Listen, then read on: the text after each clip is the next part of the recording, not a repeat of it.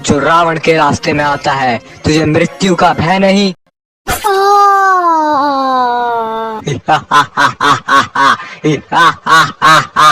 श्री राम और लक्ष्मण माता सीता को चारों ओर ढूंढना शुरू कर देते हैं और माता सीता भी चालाकी से अपने जाने वाले रास्ते में अपने कुछ आभूषण गिरा देती हैं। श्री राम को रास्ते में माता सीता के आभूषण के साथ घायल जटायु भी मिलता है, जो उन्हें सब बात बताता है और उन्हें दिशा बताता है कि वो माता सीता को किस दिशा में ढूंढे। श्री राम माता सीता को ढूंढते हुए किष्किंधा पहुंचते हैं, जहां मैं भी था।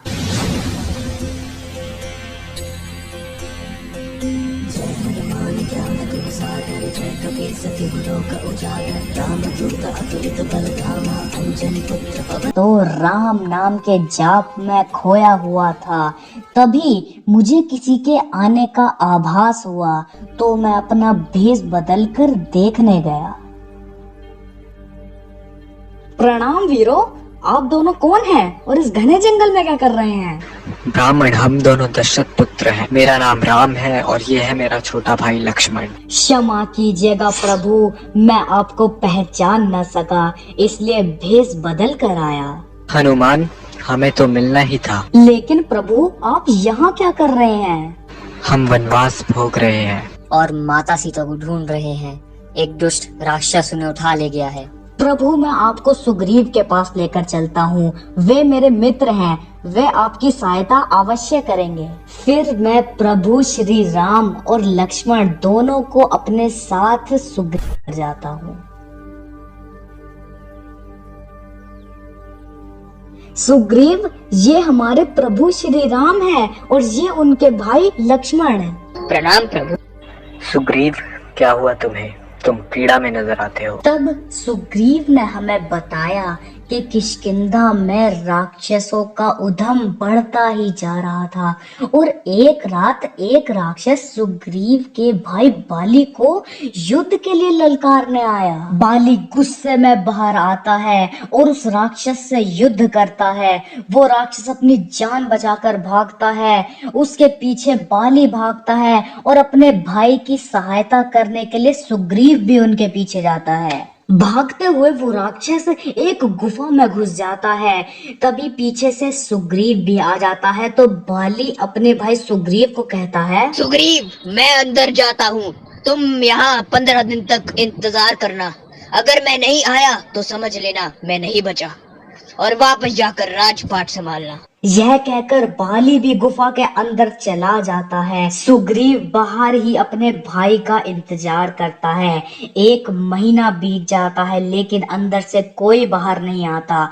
अब तो गदा के टकराने की आवाज भी आनी बंद हो चुकी थी। सुग्रीव को लगता है कि उसका भाई बाली नहीं बचा, तो वह उस राक्षस को इस गुफा में ही कैद करने के लिए उसका मुख बंद कर देता है और अपने भाई के आदेश अनुसार वो वापस जाकर किष्किंधा का राजपाट संभालने लगता है। लेकिन एक दिन बाली वापस आ जाता है और वे अपने भाई को राजपाट हासिल करने के लिए उस गुफा में बंद करने का आरोप लगाकर वहां से मार मार कर भगा देता है और उसके राज्य और पत्नी पर कब्जा कर लेता है। और यह बात मुझे भी नहीं पता थी।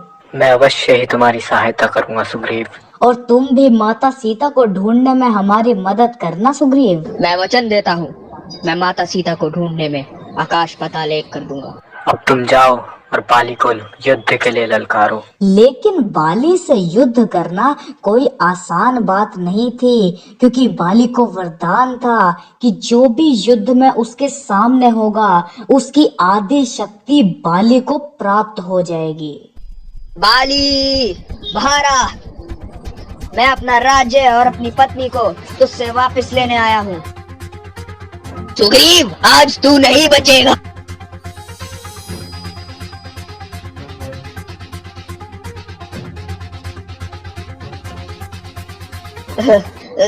बचाओ, बचाओ।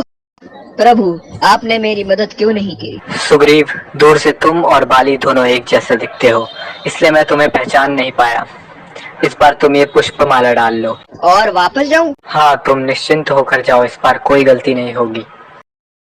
फिर से आ गया सुग्रीव।